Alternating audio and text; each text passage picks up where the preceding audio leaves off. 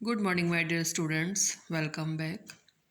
Last period में अपना last module में मैंने समास कंप्लीट करवा दिया था। आज अपन हिंदी वन शुरू कर रहे हैं। हिंदी वन का चैप्टर नंबर 17, ब्रह्मपुत्र की मोर्चा बंदी, पेज नंबर 141 पर है। आप अपनी बुक ओपन करो और देखो। इसके रचयिता हैं धर्मवीर भारती। प्रस्तुत पाठ रिपोर्टार शैली में रचित है। गद्य साहित्य लिखने की भिन्न भिन्न विधा होती है, शैलियाँ होती हैं। जैसे यात्रा वृतांत है, डायरी लिखना है, ये रिपोर्टार शैली है, एकांकी है। अलग अलग तरीके से गद्य लिखा जाता है। और ये पाठ, ये लेसन किस शैली में रचित है? ये रिपोर्टाज शैली में रचित है। रिपोर्टाज फ्रांसीसी शब्द है। इसे रपट के रूप में प्रयुक्त किया जाता है। यह गद्य साहित्य की एक नई विधा है।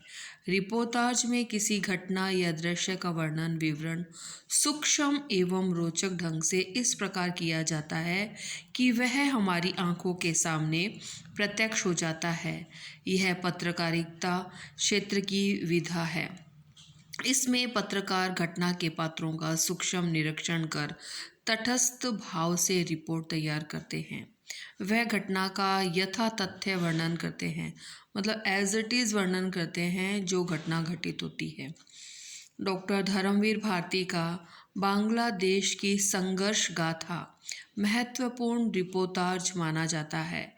यहाँ उसी का एक अंश प्रस्तुत किया गया है। सन 1971 में बांग्लादेश की स्वतंत्रता का युद्ध चला। इस रिपोर्टाज में पूर्वी मोर्चे पर चल रहे युद्ध क्षेत्र की सजीव झांकी प्रस्तुत की गई है। इसमें लेखक ने जहां एक ओर भारतीय सेना के कौशलपूर्ण शौर्य का वर्णन किया है, वहीं दूसरी ओर बांग्लादेश के मुक्ति आंदोलन को स्वर प्रदान किया है। लेखक का युद्ध क्षेत्र का अनुभव सचमुच लोमहर्षक है। लोमहर्षक का मतलब है रोंगटे खड़े कर देने वाला। उसने जो युद्ध क्षेत्र का जो दृश्य प्रस्तुत किया है वह रोंगटे खड़े करने वाला है। कई बार हम देखते हैं ऐसी कोई दुर्घटना देख लेते हैं या कुछ पढ़ते हैं तो हमारे रोंगटे खड़े हो जाते हैं। उसके लिए क्या शब्द यूज़ किया है? लोमहर्षक। इस पाठ के माध्यम से विद्यार्थियों को रिपोर्टाज विद्या से परिचित कराने का प्रयास किया गया है। आपको रिपोर्टाज विधा शैली से परिचित कराने का इसमें प्रयास किया गया है।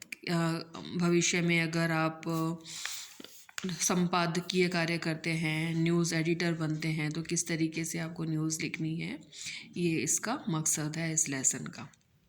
और हमें स्वतंत्रता के महत्व को समझाया गया है, कैसे साहसपूर्वक, निडरतापूर्वक अपने जीवन को जीना चाहिए।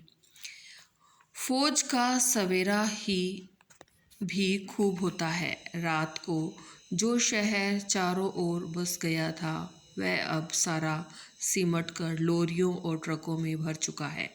2 टुकड़ियां आगे मार्च भी कर चुकी हैं। हम जब अलसाते अलसाते उठते हैं तब तक हमारी इमारत के सारे सैनिक बिस्तर बांधकर ट्रकों पर सवार हो चुके हैं।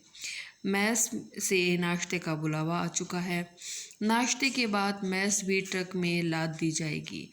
7:30 बज चुके हैं और हमें ब्रिगेडियर और जनरल के पहुंचने के पहले शेरपुर पहुंचना था। सड़क के दोनों ओर हर पुलिया, हर गांव पर बच्चे, जवान, बूढ़े खड़े थे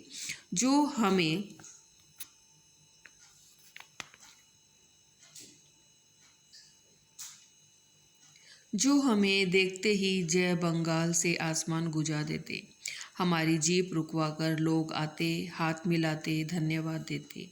रास्ता घंटे भर का है, लेकिन निश्चय ही यह स्वागत देर करा देगा। शेरपुर के कुछ पहले पक्की सड़क शुरू हो जाती है। 3 दिन से धूल उड़ाती कच्ची सड़कों पर धक्के खाने के बाद यह पक्की सड़क वरदान सी लगती है।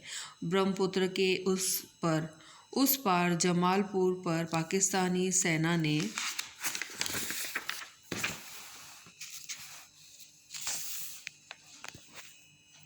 सख्त मोर्चाबंदी कर रखी है। वे नहीं चाहते थे कि इधर से भारतीय सेना आगे बढ़कर उस किनारे पर कब्जा करे और दोनों किनारों को जोड़कर पुल बना सके। बांग्लादेश की मुक्ति का असली मोर्चा ब्रह्मपुत्र पर है। पूर्वी कमान की रण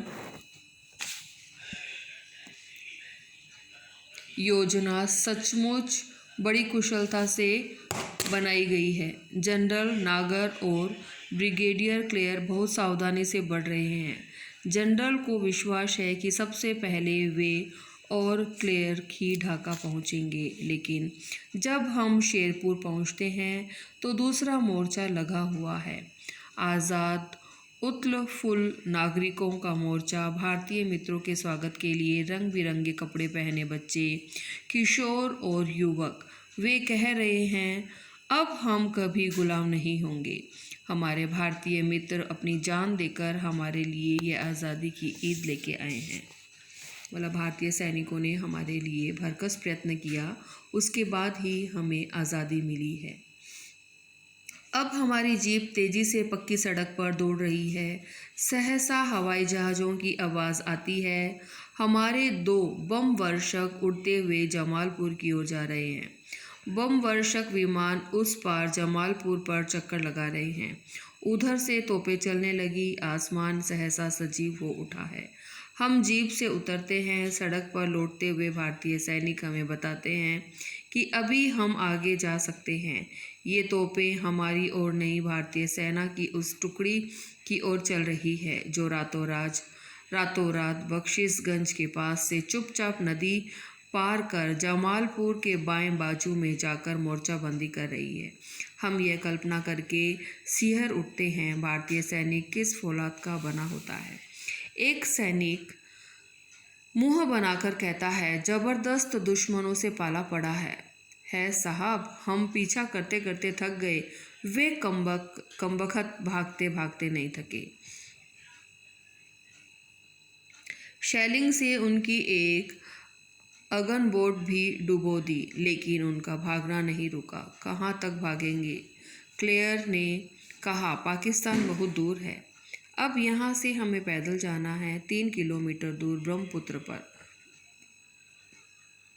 सड़क के दोनों ओर हाथ में सुरंगों का पता लगाने वाली घड़ी लेकर 2 सैनिक चल रहे हैं। अब ब्रह्मपुत्र दिखाई देने लगी है।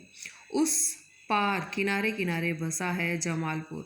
उत्तर में ढाका की रक्षा पंक्ति की प्रथम दुर्भेद्य छावनी। मैं बलवीर सिंह से दूरबीन मांगकर देखता हूँ।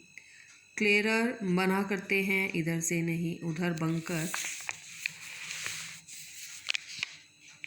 खाई में बैठकर देखना ठीक होगा।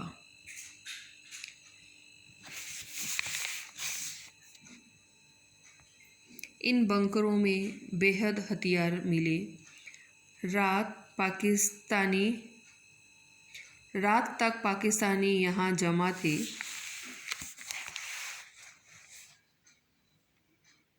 मुझे सिरन होती है। उस तरफ जमालपुर में बेहद खामोशी है। आदमी तो आदमी, सड़क पर एक चिड़िया भी नज़र नहीं आती है। उनकी तोपों का कहीं पता नहीं। हमारी तोपें भी खामोश हैं। हमारे बम वर्षकों ने उनकी सिट्टी बिट्टी भुला दी है। किस तरीके से सैनिक खतरों के बीच में जूझते हैं और हमारी रक्षा करते हैं, किस तरीके से हमें आज़ादी मिली है। पूरा मतलब युद्ध क्षेत्र का यथार्थ वृत्तांत इस रिपोर्टाज में लिखा गया है, इस रिपोर्ट में लिखा गया है। आज इस वीडियो में मैं इतना ही पढ़ाऊँगी। नेक्स्ट वीडियो में आगे से कंटिन्यू करेंगे। आप टिक लगाओ जहाँ पे मैंने डेट लगा रखी है। ठीक है, थैंक यू।